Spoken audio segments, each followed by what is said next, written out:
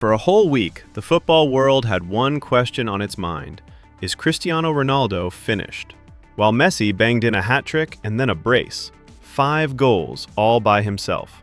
While Mbappé scored 4. While Haaland scored 4 as well. The Portuguese? He just watched. 0 goals in the opening match, a miserable 1-1 against DR Congo.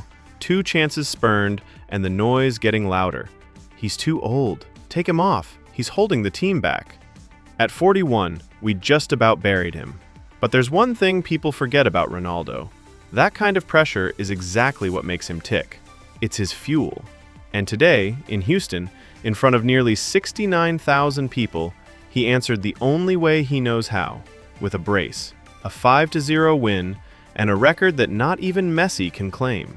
So today, we're not just following a team, we're following a man under pressure. And above all, we're going to look at how Roberto Martinez engineered this demolition tactically to set his number 7 free. Let's break it all down together. I'm going to show you what you missed in this game.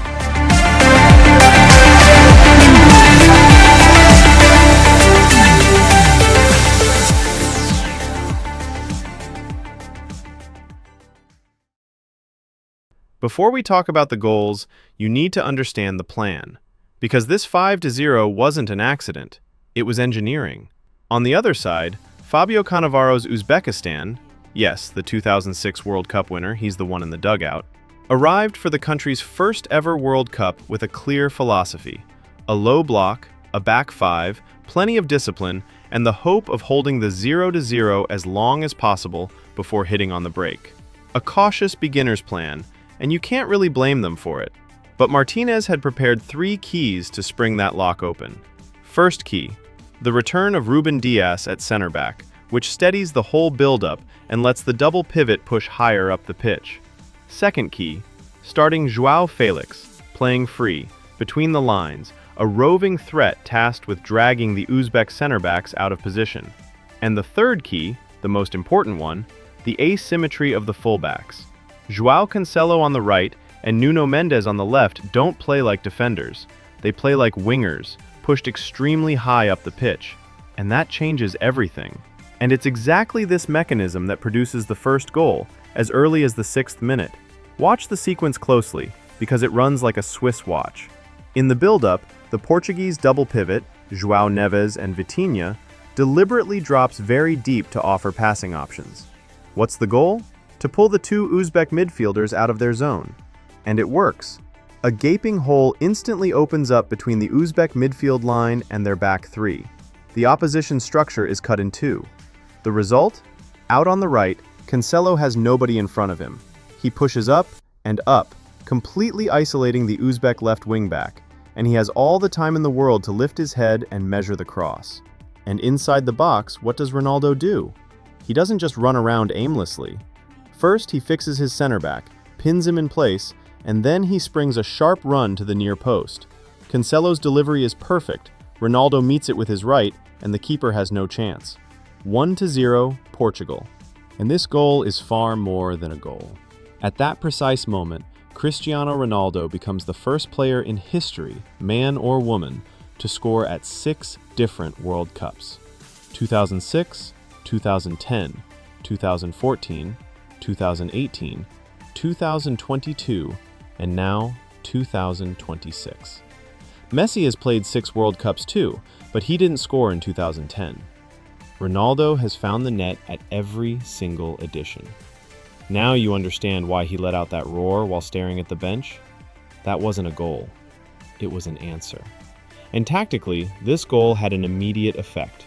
Uzbekistan were forced to abandon their low block. Behind so early, now they had to chase the game. And that's the worst possible scenario for a team built to defend. 11 minutes later, the second key pays off. Remember João Felix and Bruno Fernandes constantly drifting between the lines? That movement forces the Uzbek center backs to step out aggressively to close them down. And aggressive step-outs mean fouls near the box. And that's exactly what happens. Foul, free kick in a dangerous spot. The whole stadium expects Ronaldo over the ball.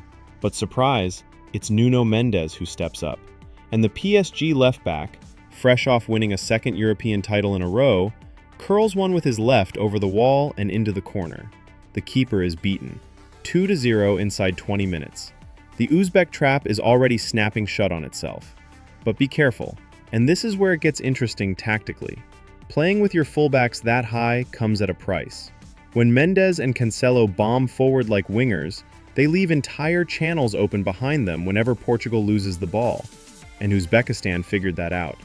Around the 28th minute, lightning-quick vertical transition, they exploited the space behind the advanced Portuguese lines and got in behind the block. It took an outstanding save from Diogo Costa, fully stretched, to keep this match from blowing back open. The tactical message was clear. Portugal dominate by overloading the flanks, but that very high positioning leaves them exposed to direct, cutting counters.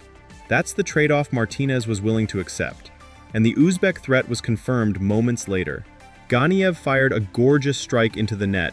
Uzbekistan thought they'd pulled one back, but after a trip to VAR, the goal was chalked off for a foul on Cancelo earlier in the move. Heartbreak for the debutants. Football at this level is also that. One detail in the previous phase, and it all gets wiped away. And as so often happens, the side that could have come back gets a cold shower instead. Right before the break, 39th minute, Portugal launch a counter. And here the architect speaks. Bruno Fernandes, who spent the whole match dictating the tempo and switching the play, slides a perfect pass into the gap between the Uzbek defenders. And who comes bursting in behind the line? Ronaldo, of course. Run time to perfection, he rounds the keeper with one touch and finishes into the empty net. 3-0. It's his second of the night and his 10th World Cup goal. With it, he passes the legendary Eusébio to become Portugal's all-time top scorer at the tournament, at 41 years old. The game is dead before halftime. Score at the break, 3-0, and it carries one man's signature. After the restart, Portugal eased off slightly but stayed sharp. As early as the 47th minute, João Felix cut in from the left and curled a beauty toward the top corner. It took an acrobatic fingertip save from the Uzbek keeper to turn it away. Then, in the 57th, a dangerous free kick on the edge of the box. Bruno Fernandes stepped up, but his effort was blocked by the wall. And in the 58th minute, a big scare. On a dangerous cross, Ronaldo dives to cut out the ball and collides violently with Uzbek keeper Nemetov. He stays down, clutching his right leg, and the whole stadium holds its breath. Thankfully, after treatment, he's able to carry on. More fright than damage. And just 2 minutes after that scare, Portugal twists the knife. From a corner, absolute chaos in the 6-yard box, and as he tries to clear under pressure from the Portuguese forwards, the unlucky Nemetov turns it into his own net. 4-0. Football can be cruel, and it was for this keeper. But credit where it's due, Uzbekistan didn't lie down. Between the 73rd and 77th minutes, they produced their best spell of the match. In the 77th, their captain and star man Eldor Shomurodov pulled out a brilliant piece of individual play. He controlled a high ball in the box, flicked it past a Portuguese defender, and unleashed a powerful volley toward the top corner. And once again, Diogo Costa produced a world-class save, fingertips, to push it over. Across the whole match, the Portuguese keeper denied Uzbekistan a consolation goal they thoroughly deserved. And the final lesson of this match is squad depth. In the 82nd minute, Martinez took off Vitinha to an ovation, managing his players' legs. And he brought on fresh legs against a worn-out Uzbek defense. The result, in the 87th minute, a perfect cutback from the right by Nelson Semedo, and Rafael Leão, just on, times his run perfectly to break the offside trap and tucks it in at the far post. 5-0. The final exclamation mark and the perfect illustration of what we call punishing dead legs with fresh ones. So to wrap up, this 5-0 tells two stories in one. The first is a tactical story. Martinez delivered a masterclass on how to break down a low block with 5 defenders, secure the build-up with Rúben Dias, lure the opposition midfielders forward with a double pivot that drops deep, free your fullbacks like wingers to create overloads on the flanks, and use Bruno Fernandes as the brain to switch play and exploit the gaps. All of it while accepting a risk, that very high positioning that nearly cost him on the counter, but which Diogo Costa managed to erase. It was a demonstration of near-total control.